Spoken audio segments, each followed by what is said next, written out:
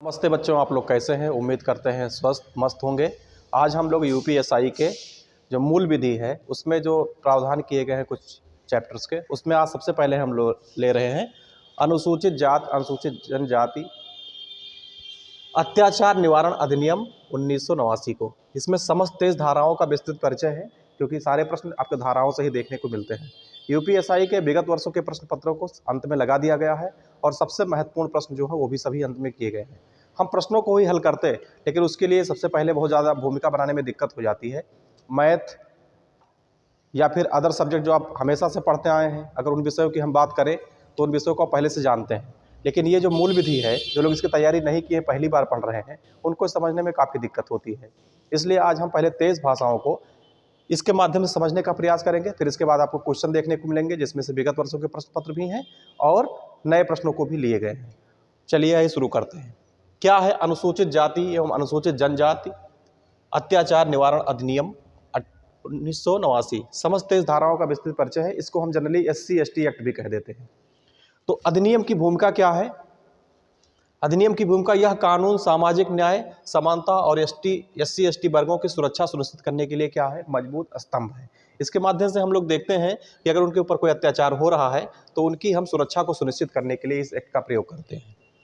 धारा फर्स्ट में दिया गया है पहले की तरह ही संक्षिप्त नाम और विस्तार और प्रारंभ। इसमें संक्षिप्त नाम बताया गया है।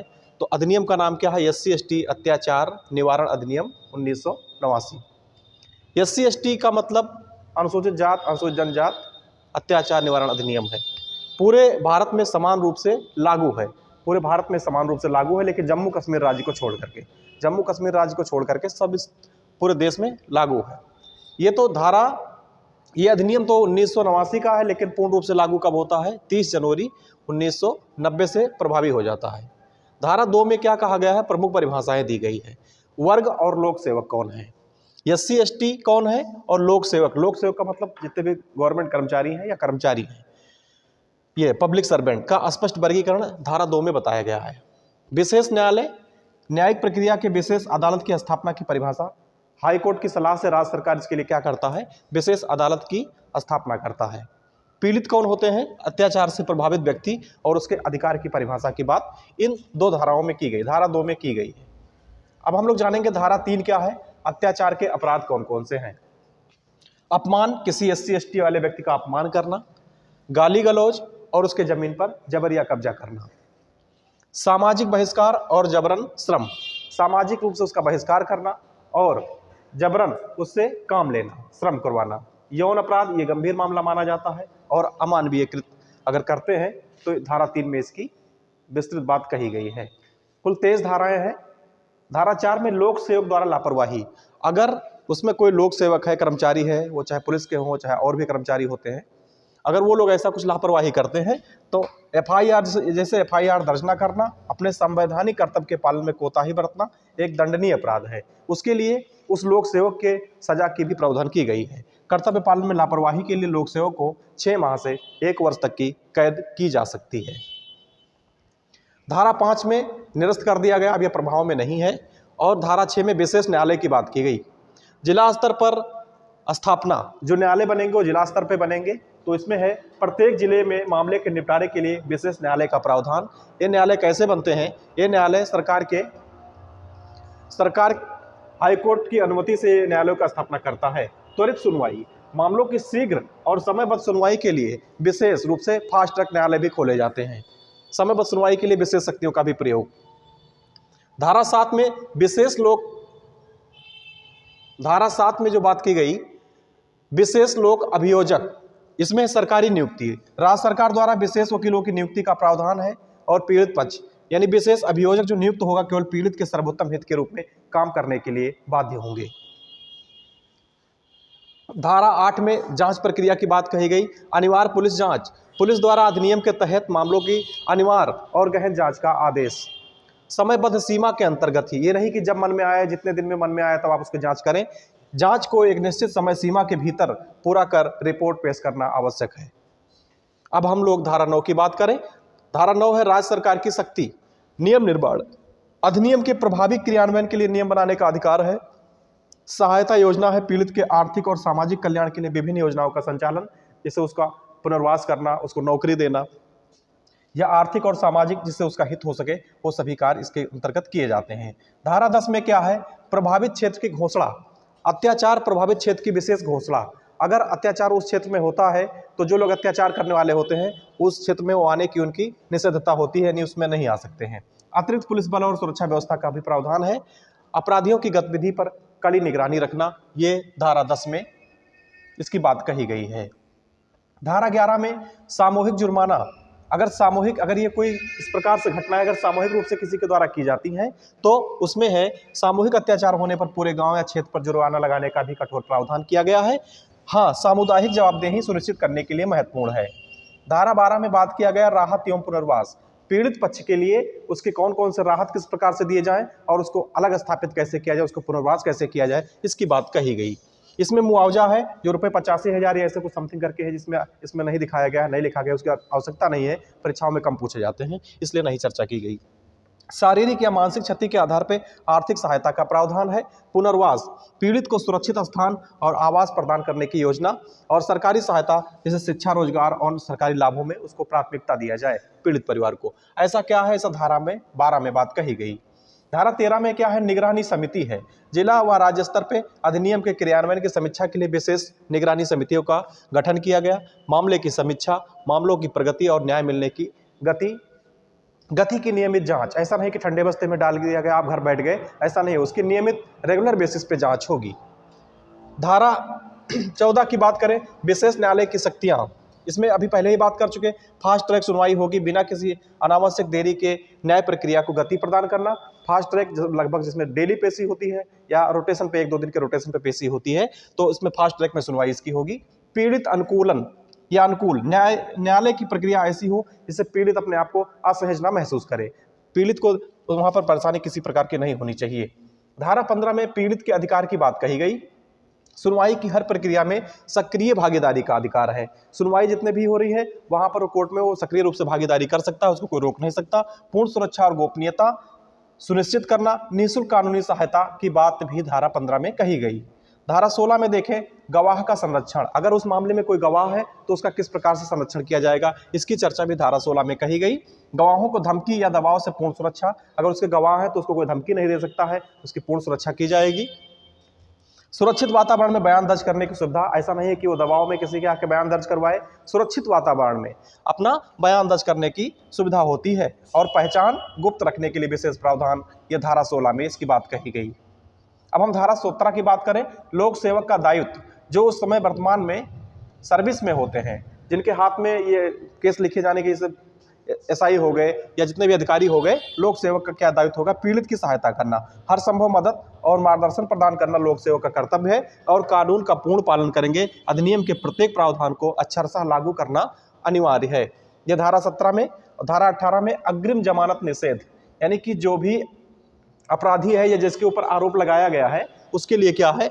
नो, आरोपी को किसी भी स्थिति में अग्रिम जमानत नहीं दी जा सकती। यह कानून का सबसे कड़ा और महत्वपूर्ण प्रावधान है। धारा 18 में ही इसकी बात कही गई कि उसको अगर कोई इस पर दोष लगाया जाता है या उसके ऊपर एफआईआर दर्ज कराई जाती है तो उसका बेल नहीं होगा, उसको सीधे गिरफ्तारी होगी, बिना वारंट के सीधे गिरफ्तारी होगी, उसको जेल में रखा जाएगा जब तक सुनवाई चलेगी।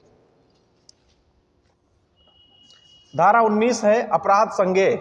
अपराध संज्ञेय है, अपराध 2 प्रकार के होते हैं, एक संज्ञेय एक असंज्ञेय। संज्ञेय अपराध में क्या होता है? संज्ञेय अपराध गंभीर अपराध माने जाते हैं। असंज्ञेय अपराध गंभीर नहीं होते हैं, उसमें जमानत मिल जाती है, लेकिन संज्ञेय अपराध में जमानत नहीं मिलती है। तो धारा 19 में इस अपराध को क्या कहा गया है? संज्ञेय कहा गया। गिरफ्तारी की शक्ति, पुलिस आरोपी को बिना किसी वारंट के तुरंत गिरफ्तार करने की शक्ति रखती है और इसमें किसी प्रकार के समझौता का कोई गुंजाइश नहीं होता है। अपराध गंभीर श्रेणी का होने के कारण पुलिस कार्रवाई अनिवार्य है, ऐसा नहीं कि थाने पे ले जाकर के आप कार्रवाई ना करें और उसको सुलह करवा दें। धारा 20 में कहा गया अन्य कानूनों पर प्रभाव, यह अधिनियम अन्य प्रचलित कानूनों के ऊपर प्रभावी रहेगा। धारा 21 में सरकार की भी जिम्मेदारी तय की गई है, अधिनियम का प्रभावी क्रियान्वयन सुनिश्चित करना। ये सरकार को यह देखना जरूरी है कि इसमें कार्रवाई हो रही है कि नहीं हो रही है। संसद के समक्ष वार्षिक रिपोर्ट प्रस्तुत करना कि पूरे साल में इस प्रकार के कितने मामले आ रहे हैं और कितने पे किस प्रकार से कार्रवाई की जा रही है। जागरूकता कार्यक्रम आयोजित किए जाएं ताकि इस प्रकार की घटनाओं की पुनरावृत्ति ना हो। नियम बनाने की शक्ति, धारा 22 में बात कही गई। नियम कौन बना सकता है? केंद्र सरकार बना सकता है। केंद्र सरकार की शक्ति है, केंद्र सरकार अधिनियम के लक्ष्य की प्राप्ति के लिए नए नियम भी बना सकती है और इसका राजपत्र में प्रकाशन भी बहुत जरूरी है। नियमों का आधिकारिक राजपत्र में प्रकाशन और लागू करना। धारा अंतिम और 23 की अब हम लोग बात कर लेंगे। कठिनाई दूर करने की शक्ति, बाधाओं का निवारण, कानून लागू करने में आने वाले किसी भी व्यवहारिक कठिनाई को दूर करने का अधिकार और प्रभावी क्रियान्वयन, कानून की मंशा के अनुसार व्यवस्था में सुधार करने की शक्ति। यहाँ तक कि हमने इसके फैक्ट पे बात किया। अब हम आइए इसके प्रश्नों को देखते हैं। इसके प्रश्नों पे अब हम लोग बात करेंगे। इसमें देखिए उपनिरीक्षक परीक्षा का संपूर्ण पाठ्यक्रम, मूल विधि में देखिए क्या क्या आपको पढ़ना है। भारतीय दंड विधान एवं दंड प्रक्रिया संहिता, जिसमें महिलाओं, बच्चों और अनुसूचित जाति के सदस्यों आदि को संरक्षण देने संबंधी विधिक प्रावधान, यही आज हम पढ़ रहे हैं। क्या पढ़ रहे हैं? अनुसूचित जात, अनुसूचित जनजाति के सदस्यों आदि को संरक्षण देने संबंधी विविध प्रावधान किए गए। तो इसी प्रावधान को अभी हमने देखा। अब इसको प्रश्नों के माध्यम से आपके सामने पहला प्रश्न आपके सामने है। अनुसूचित जाति और अनुसूचित जनजाति अत्याचार निवारण अधिनियम 1989 में उल्लेखित अपेक्षित कर्तव्यों की जानबूझकर अपेक्षा करने पर निम्नलिखित में से कौन दंड का भागी होगा? कौन दंड का भागी होगा? कोई भी लोक सेवक जो अनुसूचित जाति या अनुसूचित जनजाति का सदस्य नहीं है, या ऐसे लोक सेवक जो अनुसूचित जाति अनुसूचित जनजाति के सदस्य हैं, या उपयुक्त दोनों, या इनमें से कोई नहीं।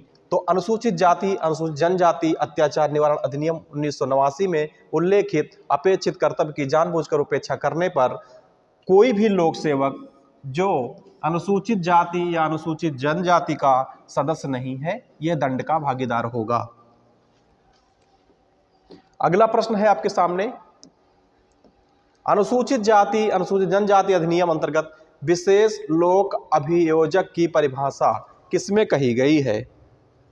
2 अंगा वाले में, इसमें सी वाले ऑप्शन में कही गई है। तीसरा प्रश्न आपके सामने है। अनुसूचित जाति अनुसूचित जनजाति अधिनियम 1989 में अत्याचार के अपराधों के लिए दंड का प्रावधान किस धारा में कही गई? इससे पहले आपने अभी पढ़ा, इसकी दंड का प्रावधान कहाँ है? धारा 3 में। दंड का प्रावधान कहाँ किया गया है? धारा 3 में किया गया। अगला प्रश्न आपके सामने है। अनुसूचित जाति अनुसूचित जनजाति अधिनियम 1989 के अंतर्गत किस धारा में प्रावधान है कि भारतीय दंड संहिता आईपीसी कतिपय उपबंध लागू होते हैं? धारा 6 में। अभी आपने धारा 6 को पढ़ा था, उसी में इसमें भारतीय दंड संहिता आईपीसी की कतिपय उपबंध लागू होते हैं। अगला आपके सामने प्रश्न है। अनुसूचित जाति यानी SC/ST अधिनियम में किस धारा में प्रावधान किया गया है कि ऐसा कोई व्यक्ति जिसके द्वारा अनुसूचित जाति अनुसूचित जनजाति क्षेत्र में अपराध किए जाने की संभावना है और उसे यथाशीघ्र उस क्षेत्र से हटने का आदेश दिया जाता है, उस क्षेत्र में उसको हटने का आदेश दिया जाता है। अभी आपने पढ़ा धारा 10 में इसकी चर्चा की गई है कि उस क्षेत्र से उसको संभावित क्षेत्र से हटा दिया जाता है, उस क्षेत्र में वह व्यक्ति नहीं रह सकता है। अगला प्रश्न आपके सामने है। अनुसूचित जाति यानी SC/ST के अंतर्गत अनुसूचित जाति जनजाति क्षेत्र से अपराध के व्यक्ति को हटने का आदेश कौन दे सकता है? क्या SP दे सकता है? पुलिस अधीक्षक दे सकता है? जिलाधिकारी दे सकते हैं? सत्र न्यायालय नहीं। कौन देगा? विशेष न्यायालय देगी। विशेष न्यायालय यहाँ से हटने का आदेश जारी कर देती है कि आप उस क्षेत्र में नहीं रहेंगे, उस पार्टिकुलर क्षेत्र से उनको हटने की आदेश जारी कर दी जाती है। अगला है अनुसूचित जाति अनुसूचित जनजाति अधिनियम की धारा 10 के तहत अनुसूचित जाति पर क्षेत्र से हटने के आदेश का अनुपालन न करने अथवा उस क्षेत्र से हटने में असफल रहने पर विशेष न्यायालय द्वारा क्या दंड दिया जाएगा? अगर विशेष न्यायालय ने कह दिया है कि आप उस संभावित या प्रभावित क्षेत्र में नहीं रहेंगे, इसके बाद उसके आदेशों का पालन नहीं होता है, तो उसको कौन सी दंड दी जाएगी? उसको 1 वर्ष का कारावास और जुर्माना दोनों हो जाएगा। अगला है राज्य सरकार द्वारा अनुसूचित जाति जनजाति के विरुद्ध हुए अपराध के विचारण हेतु सत्र न्यायालय को विशेष न्यायालय के रूप में विनिर्दिष्ट करने संबंधी प्रावधान किस धारा में अभी हमने आपको बताया था? धारा 14 में। धारा 14 में इसकी बात कही गई कि आप विचार के लिए सत्र न्यायालय को विशेष न्यायालय के रूप में निर्दिष्ट करें।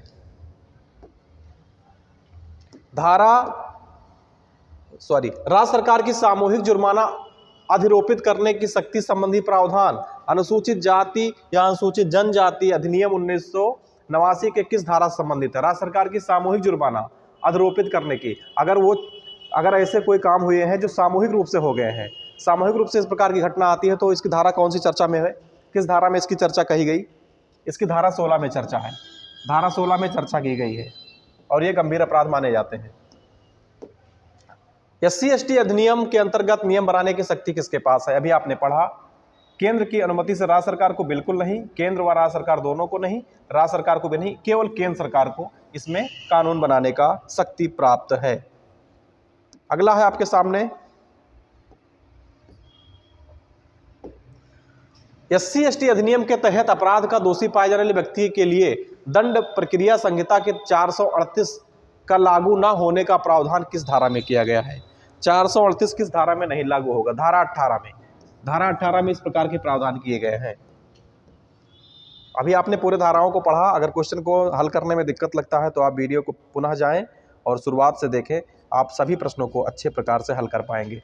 SC/ST अधिनियम के अंतर्गत अपराधी परिवीक्षा अधिनियम के उपबंध लागू न होने का उल्लेख किस धारा में कहा गया है? किस धारा में कहा गया है? धारा 19 में। किसमें? धारा 19 में। अगला प्रश्न आपके सामने है, कोई भी लोक सेवक जो अनुसूचित जाति या अनुसूचित जनजाति का सदस्य नहीं है, इस अधिनियम के अंतर्गत अपने कर्तव्य पालन की उपेक्षा करता है, तो उसे दंड कितने साल की दी जाएगी? 6 माह से कम, या 6 माह से अधिक, या 1 वर्ष से कम, या 6 माह से 1 वर्ष तक की अवधि का कारावास हो सकता है। किसको? किसी भी लोक सेवक, किसी भी कर्मचारी को यह हो सकता है। 13 नंबर के बाद 14 नंबर प्रश्न है, अनुसूचित जाति जनजाति यानी SC/ST अंतर्गत किसी अपराध के लिए दोष सिद्ध किया गया है तो दंड के अतिरिक्त उसकी किस संपत्ति का सरकार द्वारा समापहरण कर लिया जाएगा?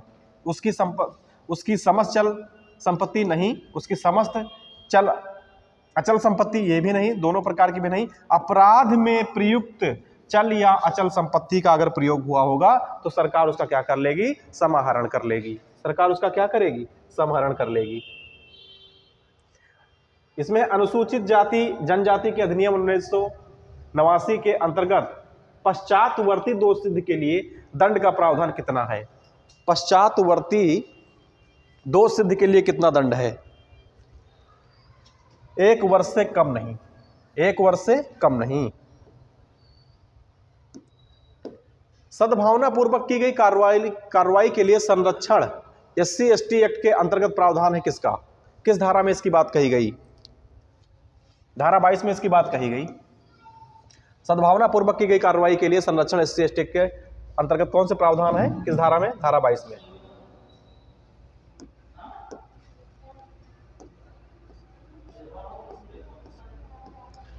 SC/ST एक्ट 1989 में कुल कितनी धाराएं? अभी आपको हमने बता दिया इसमें कुल कितनी धाराएं? 23। आपने एक एक धाराओं को देखा भी, आपने इसमें एक एक धाराओं को आराम से देखा भी। अनुसूचित जाति यानी SC/ST आयोग का विस्तार कहां पर है? जम्मू कश्मीर राज्य को छोड़ करके संपूर्ण भारत पर। अभी हमने आपको पहले ही बताया कि जम्मू कश्मीर राज्य पे लागू नहीं होता है, बाकी समस्त जगहों पे लागू होते हैं।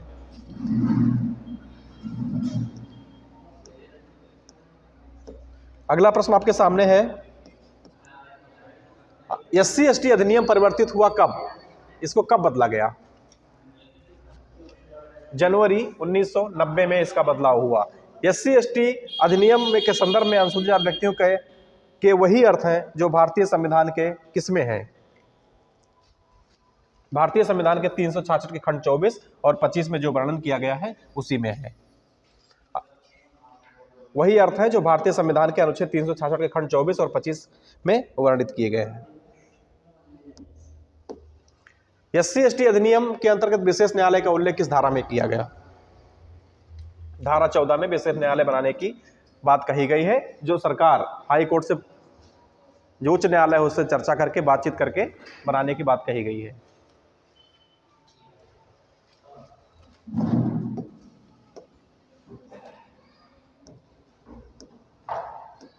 अगला प्रश्न आपके स्क्रीन पे है, अगला प्रश्न आपके स्क्रीन पे है, अनुसूचित SC/ST अधिनियम के तहत परिभाषाएं संबंधी, परिभाषा इसकी कहाँ कही गई है? परिभाषा तो आप लोग पहले की तरह जानते हो, धारा 2 में कही गई है। अनुसूचित जाति या SC/ST अधिनियम के अंतर्गत अपराध के उपधारणा से संबंधित उपबंध कहाँ पर किया गया है?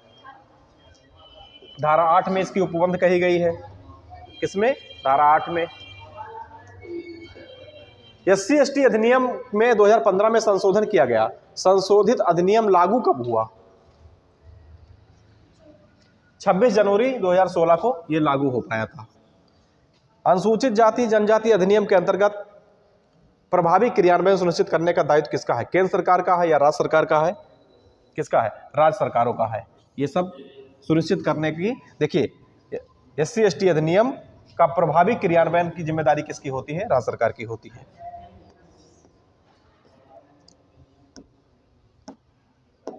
अगला प्रश्न है, अनुसूचित जाति जनजाति अधिनियम के तहत विधि और व्यवस्था तंत्र निवारक का कार्रवाई का प्रावधान किस धारा में किया गया? धारा 17 में। SC/ST अधिनियम के तहत अपराध संभावना वाले क्षेत्र को अत्याचारग्रस्त घोषित करने का अधिकार किसको है? किसको है? जिला मजिस्ट्रेट को भी है, उपखंड मजिस्ट्रेट को भी है, यानी कि दोनों को है। ये दोनों लोग बता सकते हैं कि ये क्षेत्र प्रभावित क्षेत्र है और उसमें किसी के भी निषेध किया जा सकता है। अगला प्रश्न है आपके सामने, SC/ST अधिनियम के किस धारा में प्रावधान किया गया कि संहिता की धारा 360 का उपबंध लागू नहीं होगा? 360 का उपबंध लागू नहीं होगा। यह धारा 19 में बात कही गई है कि 360 का उपबंध लागू नहीं होगा। किसी जाति को अनुसूचित जाति जनजाति कौन घोषित कर सकता है? केंद्र सरकार के द्वारा या राष्ट्रपति के द्वारा या राज्य सरकार के द्वारा या संसद के द्वारा? तो इसको घोषित कौन कर सकता है? केंद्र सरकार। आज के 29 प्रश्नों पे हमने चर्चा किया UPSI के, और इसके कॉन्सेप्ट और थ्योरी दोनों प्रकार के प्रश्नों पे चर्चा किया। आप इसको देखिए, अगली वीडियो में फिर से मिलेंगे।